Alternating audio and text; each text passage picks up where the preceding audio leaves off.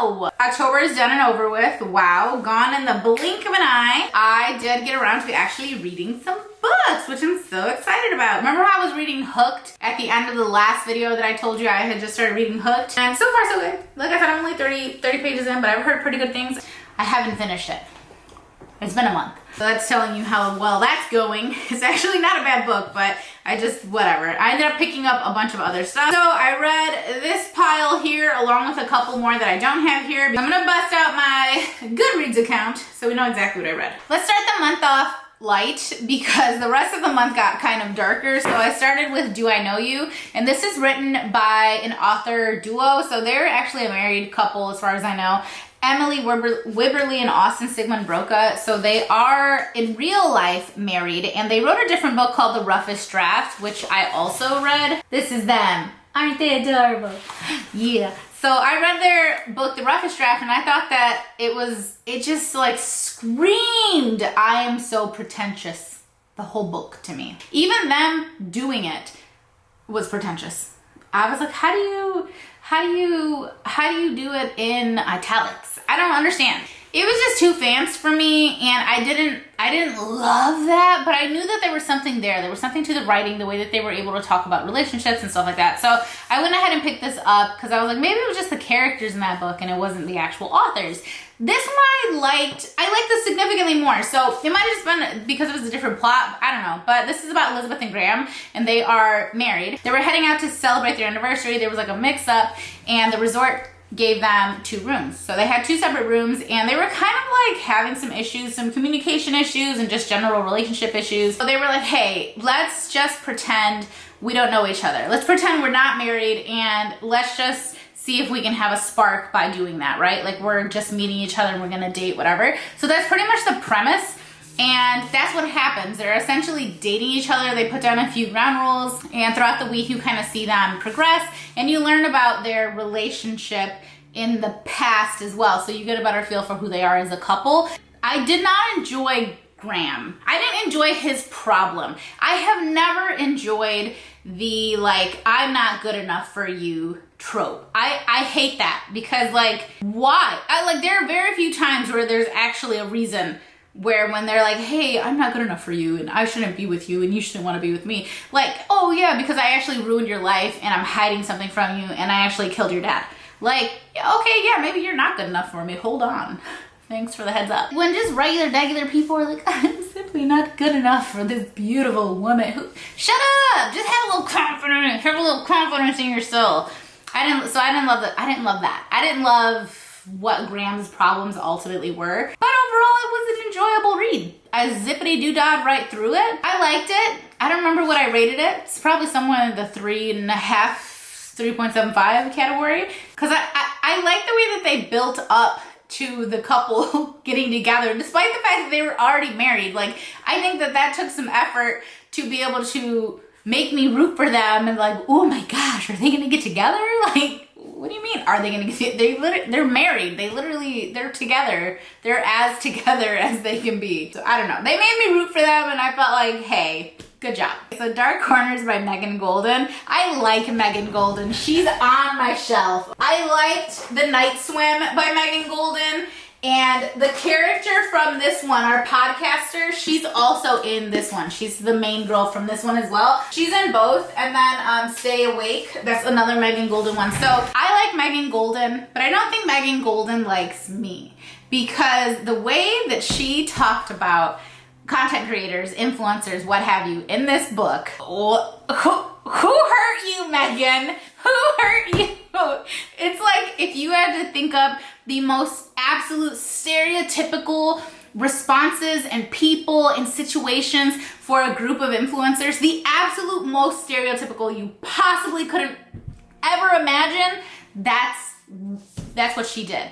And that matters because influencers are a big deal and we're a dying breed in this one, okay? And maybe I have a little chip on my shoulder because I didn't like the way she portrayed that. Let's take that off. Let me remove my, this is my job cap. Rachel Kroll, the podcaster.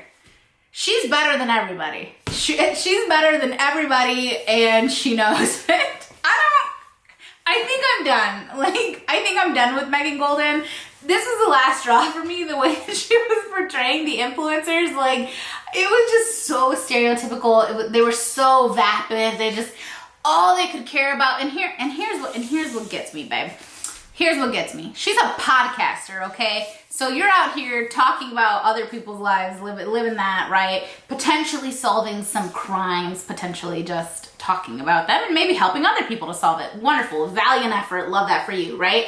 She makes the influencers sound like the worst human beings in the world when they have all congregated. Think of like the streamies, right? I have a streamie. Think of like the streamies, okay? And you get all these influencers together, but the grand prize for the most engagement, okay, so post and talk about it and tag people, whatever. The grand prize here is a $5 million contract for one of these influencers, okay? And she's over here like, oh, and she was at breakfast taking a picture of her coffee. Oh, and I'm like, it's their job.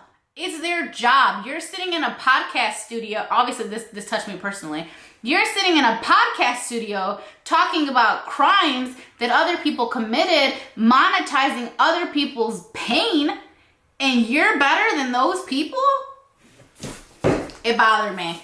Overall, I'm going to give it like a 3-star. I probably gave it like a 3-star. My personal feelings aside, I don't like Rachel. I don't like her. I don't like how she approaches her problems. I don't like how she is low-key kind of stupid, but also like, you know what? If you don't have anything good to say, keep to yourself. Yeah, no, I wouldn't necessarily recommend that. I did prefer The Night Swim, though. I thought that was a pretty good book. If you're just gonna read one of hers, I'd recommend that one for sure over Stay Awake and for sure over this one. Unless you also like hate influencers and whatever, like you might enjoy that. It's a thriller. It's like a whodunit, can we figure it out?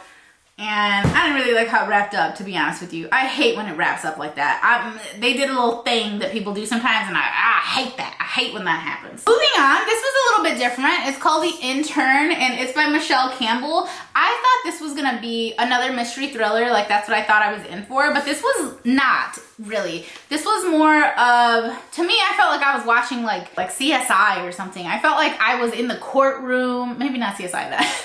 JAG, I don't know.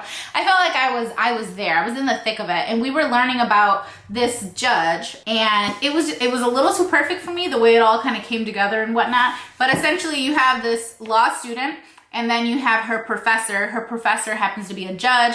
The law student's brother is in jail for committing a crime, and it just so happens that this judge is the one presiding over his case, essentially, and there's crookedness here and there's crookedness here, and we're trying to figure out through the perspective of the student mostly. You do get the judge's perspective as well. We're trying to figure out like, how does this all connect? Who's really bad, who's really not? And I kept waiting for something to happen. Like, I kept waiting for like the twist, and it just kind of very easily unfolded in front of your eyes. There wasn't some huge twist as far as I'm concerned. It was fine. It was like a legal thriller, I guess. It wasn't super memorable by any means. If you enjoy like legal drama and just kind of criminal drama and stuff like that, and kind of trying to figure out, oh, what's gonna happen? Is so-and-so gonna kill so-and-so? How are they gonna cover this up? How are they gonna, like, if you enjoy that, you might enjoy this.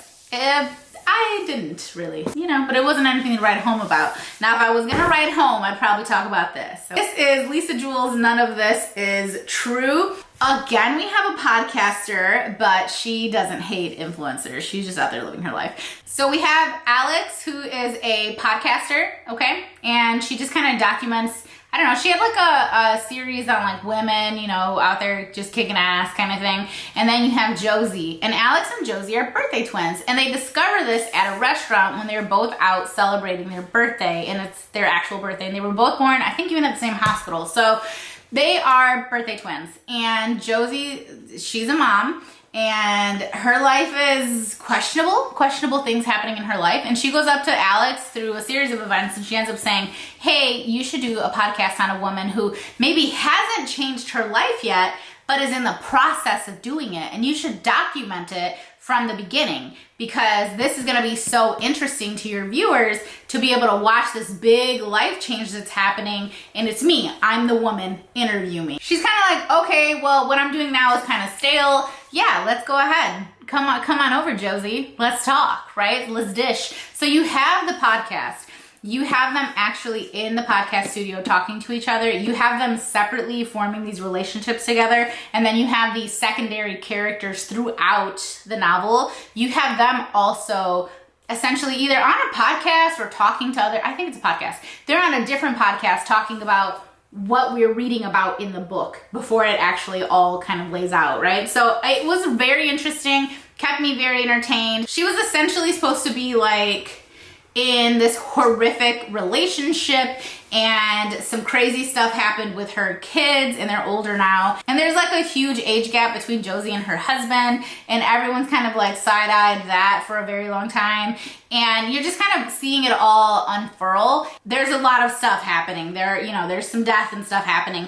And at the end of it, it really begs the question of like, well, who was really in the wrong here? Who do you really believe? Who do you really trust? And I love when books end like that, because then it lets you walk away and have something to talk about with other people. Josie's got a lot going on, okay? She's been through some things. I don't blame her for any actions she takes. Okay, Starling House by Alex E. Harrow. I had no idea what this was even about, but I picked it up because it was a book of the month, like pick or whatever, and I picked it up because the cover was really beautiful. And every time I saw it at the grocery store or something, I was like, dang, I gotta buy that book. And turns out I had already bought it, thankfully. So in this book we have Opal, who is like an orphan, and she keeps dreaming about the Starling House, which she happens to live like next door to basically. And she just keeps having these really vivid dreams about it. And she's like, what the hell? Like, this is weird.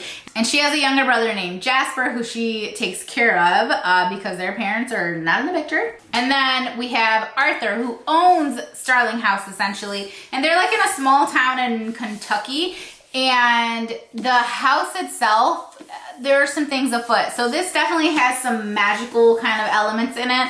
And I had such a good time with it. The first 30 pages, I was kind of like, oh, what even is this book?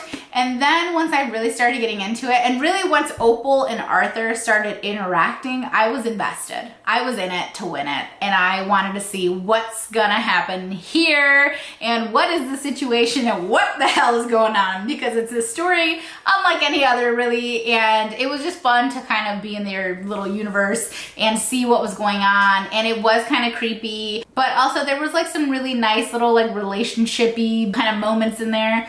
And that was fun. So overall, I really enjoyed Starling House. Probably give it like 4 stars. It was a good time. I would definitely pick up another book by Alex. And it's just unlike most stuff that I read. I don't even know what exactly you would classify it as. It definitely had some fantasy in it. It had a little romance in it. And it was good. Like, I would let Nala read that book. It was a good time. Wait, would I? Now, I know there were some... Actually, I think I wouldn't let her read that book, because I do think there were some moments that were a little older. I was disappointed by this book. I was. So this is a twisted love story by Samantha Downing, and she wrote My Lovely Wife, which is such a good book. I had such a blast with that book because I didn't know what the hell was going on. And I love the way that it was written, and I love the way it all came together at the end, like the twist that was in that book. Just a woman with a brilliant mind, honestly. And I loved that book. And so I was really expecting something similar. Not the same story, obviously, but I was expecting something similar. So in this one, we have Wes and Ivy, and they are just kind of a diabolical couple. And they've been together, and then they were broken up, and they were together and broken up and together and broken up. And they just can't seem to stay away from each other, even though they're clearly not necessarily like meant to be together, because they just can't handle each other all the time. But Ivy ends up calling the police on Wes and saying that he's stalking her, and then he's like, what the hell? And that's kind of how we're reintroduced to Ivy, and we see that, like, okay, you guys are crazy. You guys are crazy in love. This is you got a little Bonnie and Clyde kind of thing going on. You guys are crazy in love. I love that. And I thought that was really gonna go somewhere. And we end up finding out about a crime, essentially, that happened many, many years before, but they're kind of trying to unravel this whole thing throughout the story. And so we see them trying to navigate that and trying to navigate their love for each other by some twisted games. Like at one point, I think they went to a bar or something and they split.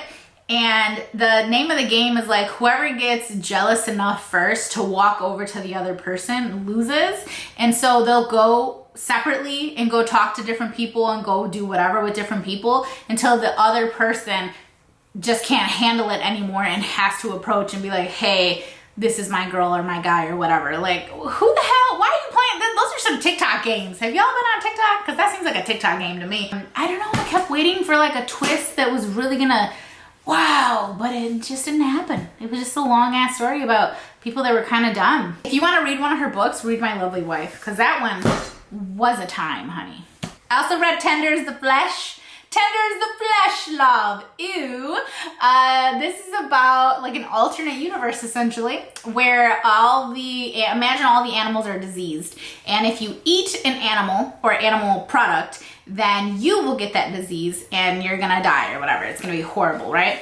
And our main fella in this book, he was running like a meatpacking plant, right? Like a butcher place, I forget what they're called, but you know, that's what he was doing originally. And obviously with the shift in them eating animals to the shift in them eating humans, not necessarily people, we don't necessarily have to call them people because that's not how they describe them, because they're born and bred essentially to be eaten eventually. Like they, you know, make sure that they don't know how to talk and they make sure that these are just bodies to be eaten, but these are not human beings. And he ends up, you know, you gotta do what you gotta do. So his place processes them. He's like distraught over his wife leaving him essentially. And throughout the story, we figure out why that is and what happened between the two of them. And he's gifted this woman. He's gifted this woman one of these bodies that was supposed to eventually, you know, either, you know, be eaten or whatever, but you're not supposed to be treating it like a human. And you see what ends up happening with him and that woman. And it does end very abruptly. And I wasn't expecting the ending, to be honest with you. But as I saw that the ending was coming and I saw what was happening, I was like, oh, I know something crazy is about to happen because you only have like a page to end this book. And I was like, oh, yeah, no, I kind of, okay. It was a good ending. I think it was a good ending. But I did think it really was I thought it was a very interesting book because he didn't believe that the animals were diseased. And they were following some very stupid rules. Like objectively, as an outsider who doesn't live in that society, to me, it's like, who the hell cares about the umbrella? Like, what do you think is gonna happen? I mean, there were some dumb things and he was questioning it. He was like, you don't think it's just the government telling us not to eat this stuff and that there's some crazy disease and whatever else, but you're not even witnessing it? He's like, you just blatantly are believing what the government is telling you? And she like, he's saying this to like his sister and she's like, yeah, I'm not trying to die. I'm just gonna do what they say just in case. And you know, we've had some instances, not quite this extreme, but obviously I thought it created an interesting conversation. So maybe Buddy read this with someone and see what someone else has to say. Although it is kind of disgusting. So, you know, they do talk about eating toes and fingers and faces and yada yada. It's kind of gross, but not as gross as this bad boy. This was a new level of disgusting. American Psycho by Bret Easton Ellis. I just finished this one. This one, yes, very disgusting. This book came out in 91, and you may have seen the movie. Christian Bale, right? He's our Patrick Bateman, and it's something, you guys. It is something. Okay, Patrick Bateman, he's who we're following around in this book. He's got a group of friends and acquaintances and whatever, and you're there. You're at the parties, you're at the dinners, you're at all of that. You're getting to know all of the characters. Some of them are jerk off, some of them are okay, and some of them you're just like, wow, I do not want to be part of society that you exist in.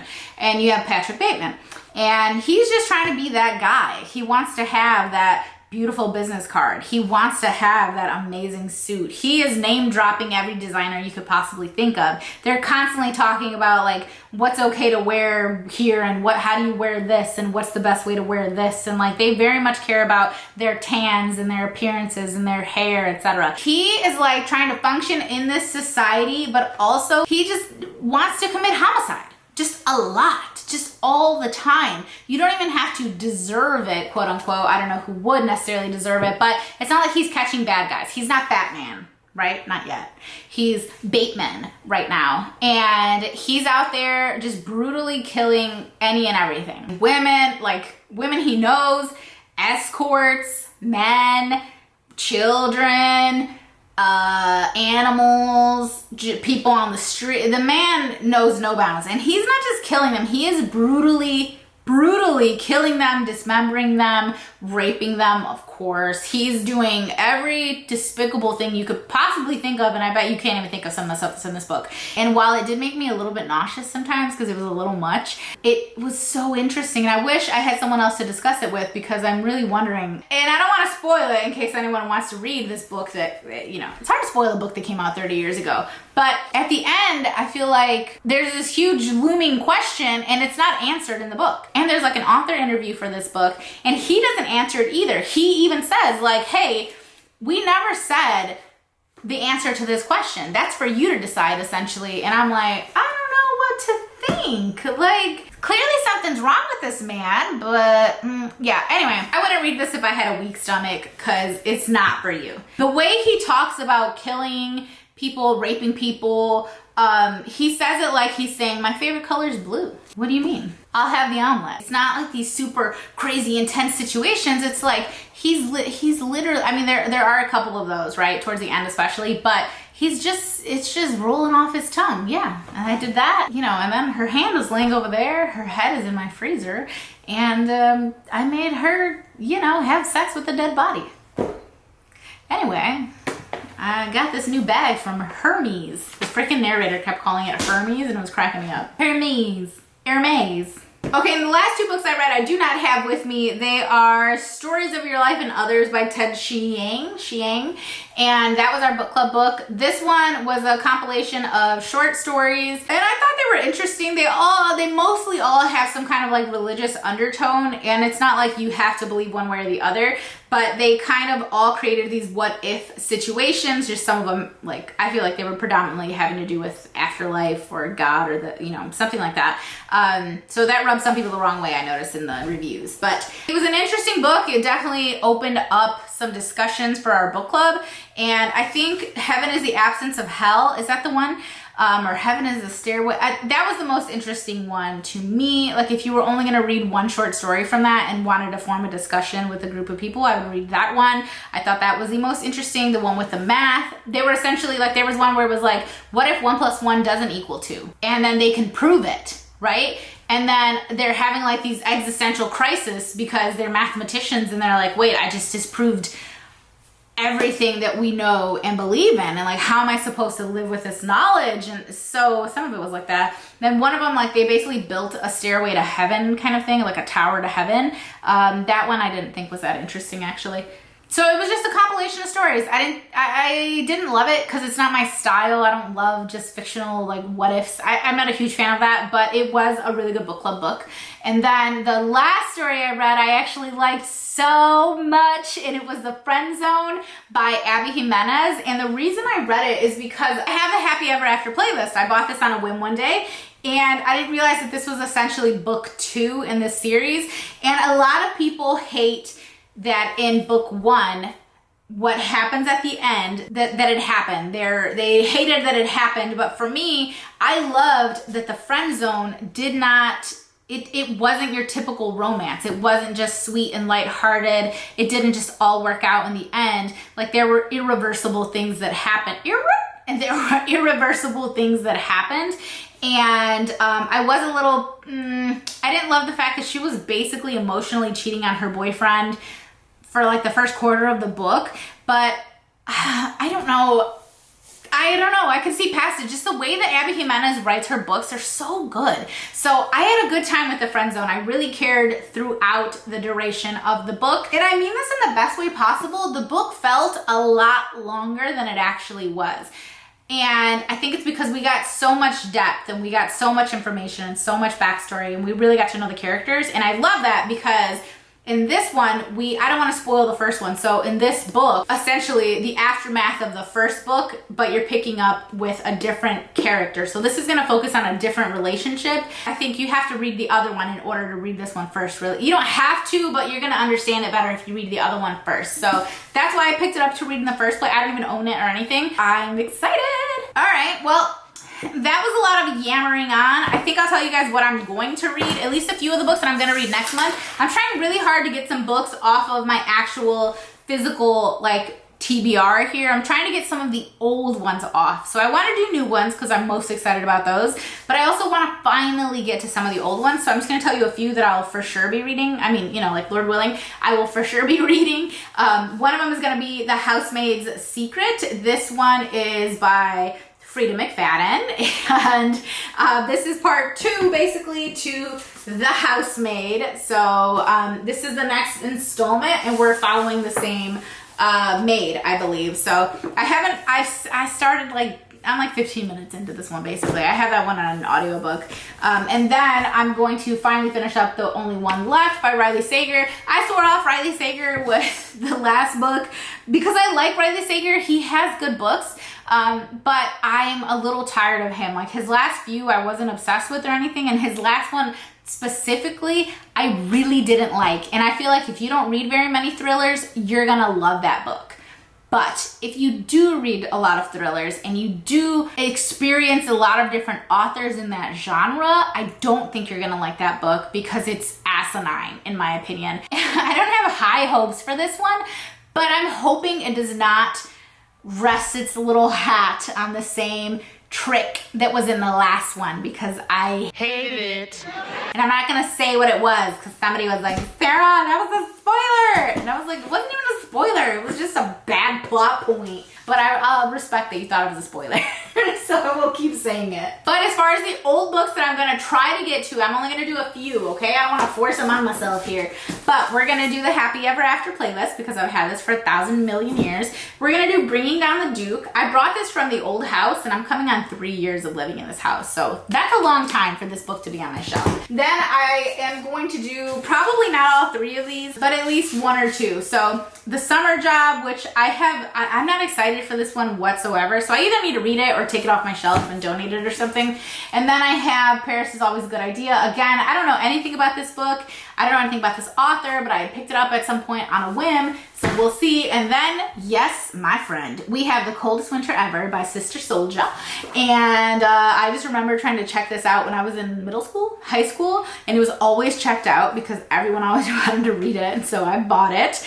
Now in my big old age of 34, right? Actually, my birthday is very soon, so I'm about to be 35.